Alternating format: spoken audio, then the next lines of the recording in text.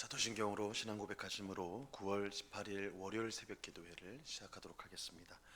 전능하사 천지를 만드신 하나님 아버지를 내가 믿사오며 그 외아들 우리 주 예수 그리스도를 믿사오니 이는 성령으로 잉태하사 동정녀 마리아에게 나시고 본디오 빌라도에게 고난을 받으사 십자가에 못 박혀 죽으시고 장사한 지 사흘 만에 죽은 자 가운데서 다시 살아나시며 하늘에 오르사 전능하신 하나님 우편에 앉아 계시다가 저리로서 산자와 죽은 자를 심판하러 오시리라. 성령을 믿사오며 거룩한 공회와 성도가 서로 교통하는 것과 죄를 사하여 주시는 것과 몸이 다시 사는 것과 영원히 사는 것을 믿사옵나이다. 아멘. 우리 찬송가 302장 내주 하나님 넓고 큰 은혜는 우리 같이 찬송하도록 하겠습니다. 찬송가 302장, 이전 통일 찬송가는 408장 찬송입니다.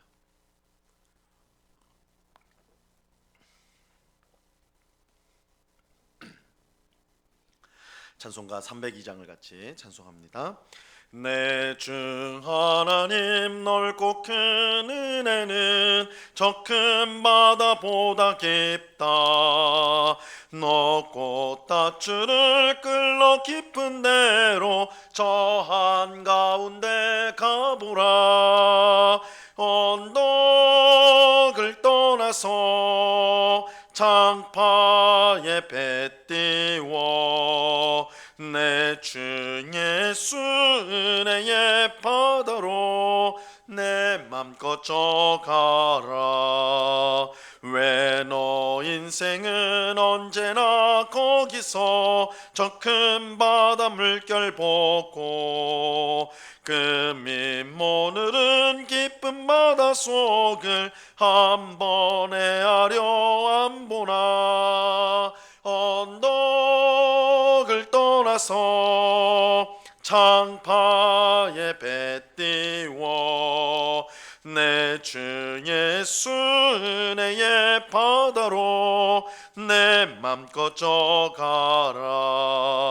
많은 사람이 얕은 물가에서 저 큰 바다 가려다가 찰싹거리는 작은 파도 보고 마음 약하여 못 가네. 언덕을 떠나서 장파에 배 띄워 내 주 예수 은혜의 바다로 내 맘껏 져가라.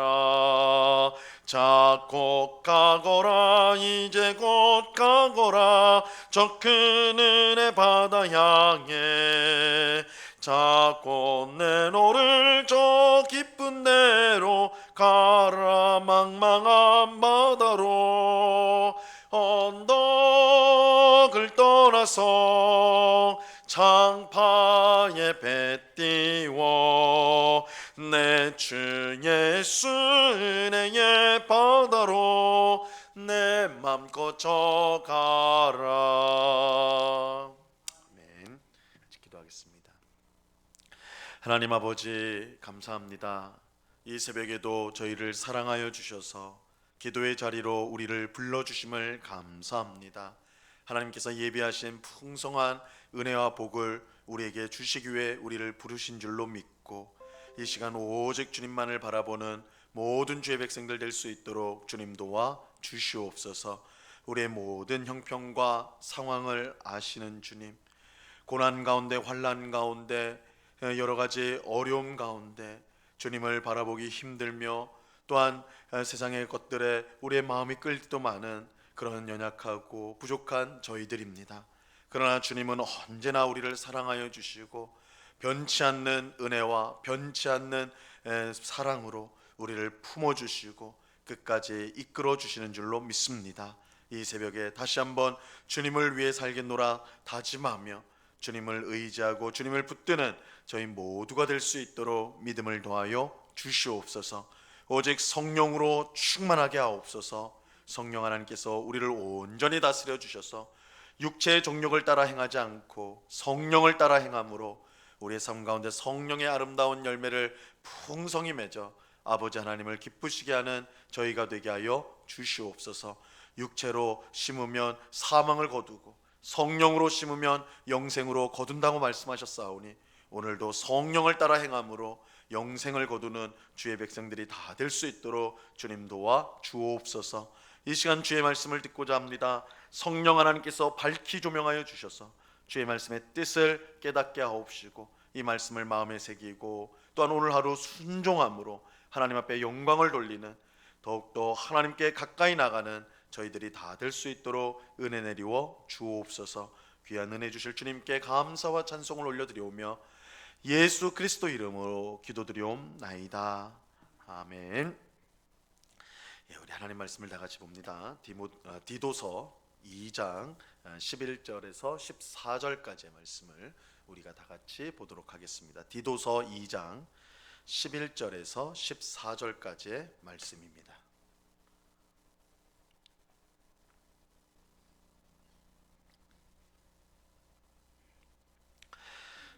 디도서 2장 11절에서 14절까지의 말씀을 우리가 한 목소리로 하나님의 말씀을 같이 읽도록 하겠습니다. 같이 읽습니다. 시작. 모든 사람에게 구원을 주시는 하나님의 은혜가 나타나 우리를 양육하시되 경건하지 않은 것과 이 세상 정욕을 다 버리고 신중함과 의로움과 경건함으로 이 세상에 살고 복스러운 소망과 우리의 크신 하나님 구주 예수 그리스도의 영광이 나타나심을 기다리게 하셨으니 그가 우리를 대신하여 자신을 주심은 모든 불법에서 우리를 속량하시고 우리를 깨끗하게 하사 선한 일을 열심히 하는 자기 백성이 되게 하려 하심이라. 아멘. 사도 바울은 오늘 본문 앞인 2장 2절에서 10절까지 이 교회 안에 있는 여러 부류의 성도들에게 주는 권면의 말씀을 기록하였습니다. 교회 안에 늙은 남자 성도들, 늙은 여자 성도들, 젊은 여자 성도들과 젊은 남자 성도들, 그리고 종인 성도들에게 각각 권면해야 할 것이 무엇인지 디도에게 알려주었어요.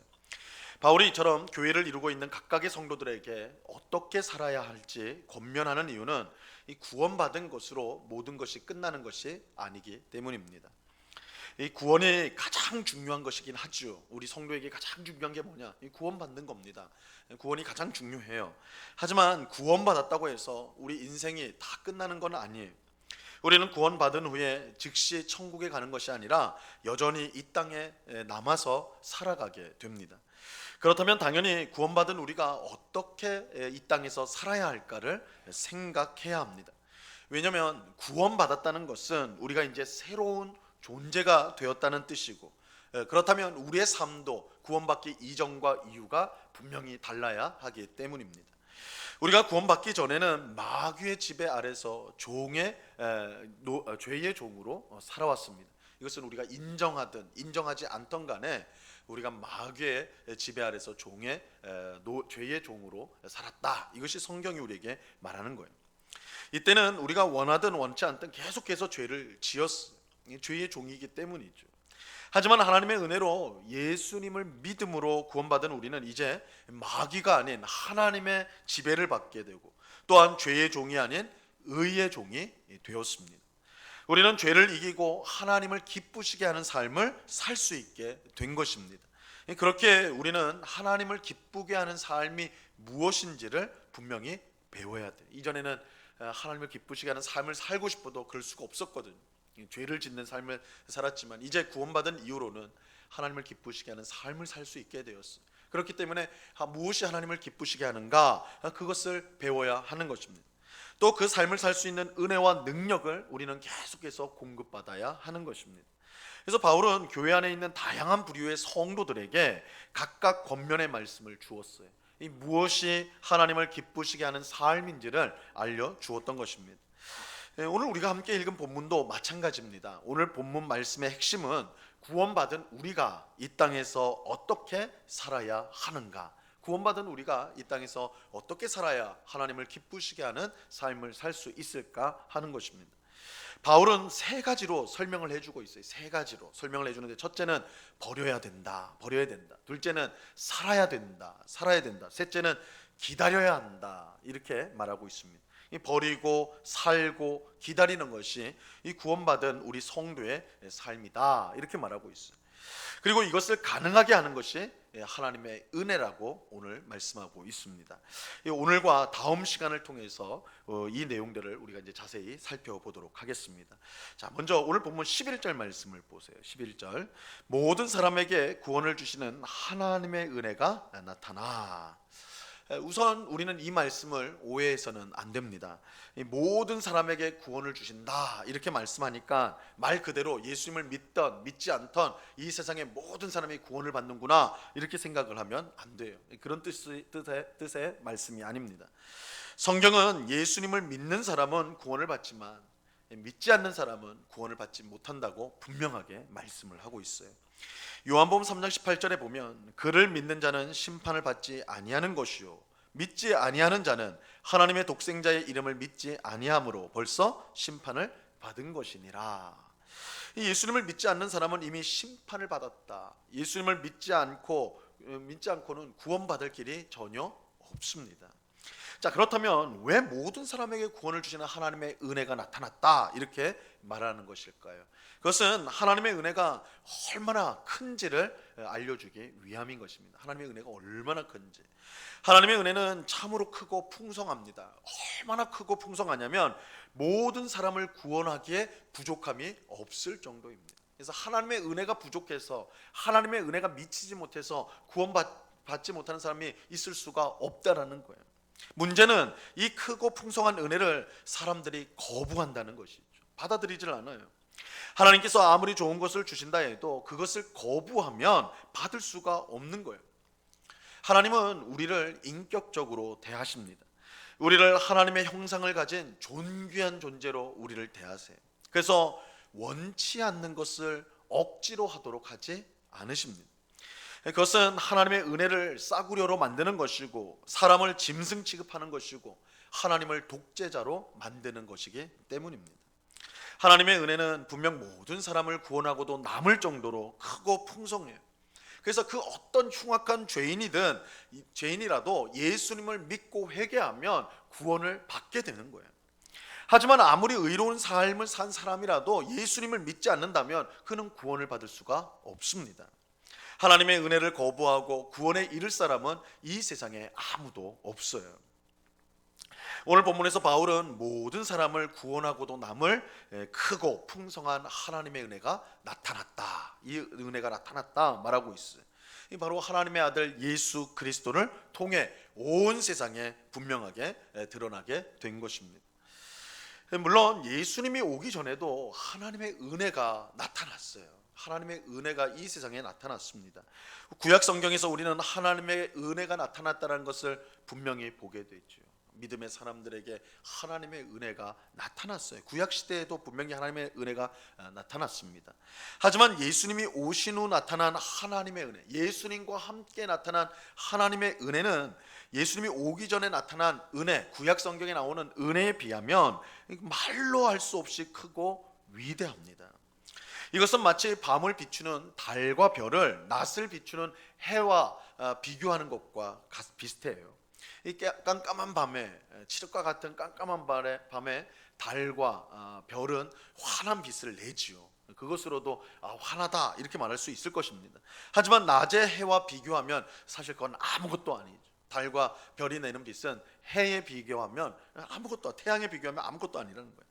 예수님이 오기 전에도 하나님의 은혜가 빛났습니다.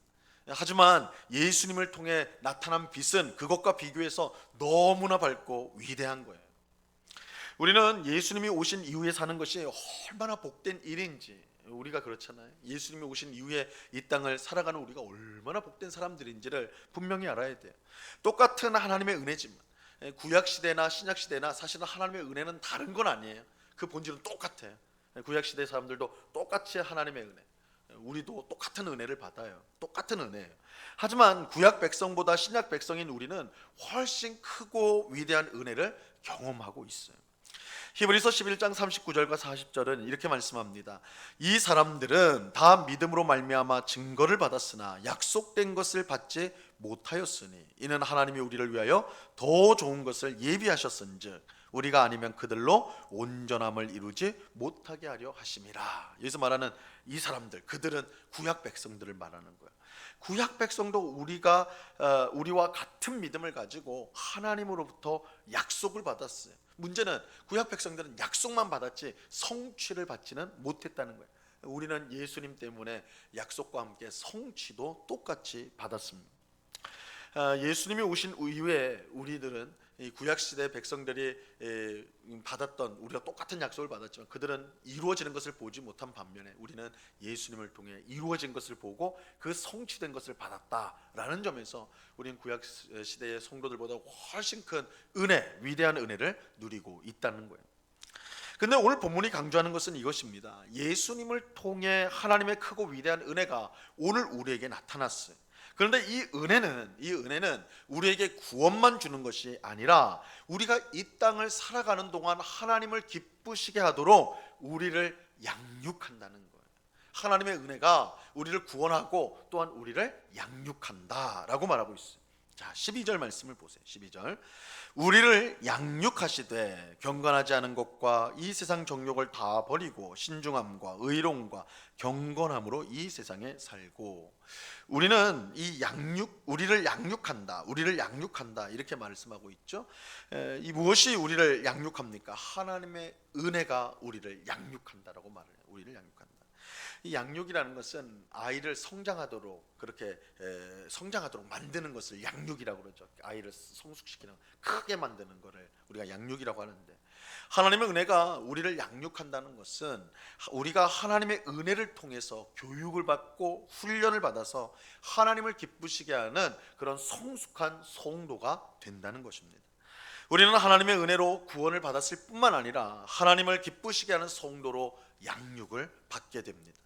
이는 우리가 구원받는 것도 성숙한 성도가 되는 것도 모두 하나님의 은혜로 말미암는다, 하나님의 은혜로 된다는 것을 알려주는 거예요. 기독교는 우리의 힘으로 무언가를 이루는 종교가 아닙니다. 기독교는 우리가 힘을 내서 으쌰으쌰 해가지고 뭔가를 이뤄내는 종교가 아니에요. 최선을 다하는 우리를 하나님께서 도와주셔서 옆에서 코치해주고 격려해주고 도와줘가지고 우리로 하여금 뭔가를, 대단한 일을 이루도록 하는 그런 것이 아니라는 거예요. 사실 우리 힘으로는 아무것도 할 수가 없습니다. 우리는 전적으로 부패했기 때문이에요. 우리가 할 수 있는 것은 오직 죄를 짓는 것밖에 없습니다. 그렇게 우리가 아무리 최선을 다해도 구원에 이를 수가 없고 하나님을 기쁘시게 하는 삶을 살아갈 수가 없습니다. 우리가 구원을 얻고 하나님을 기쁘시게 하는 삶을 사는 유일한 방법은 하나님의 은혜를 받는 것입니다. 하나님의 은혜가 아니면 불가능해요. 물론 하나님의 은혜를 받기만 하면 그럼 자동적으로 다 되는 것이냐, 하나님의 은혜를 받기만 하면 다 되는 것이냐, 그건 아니죠. 우리는 당연히 하나님의 뜻대로 살려고 힘써야 돼요.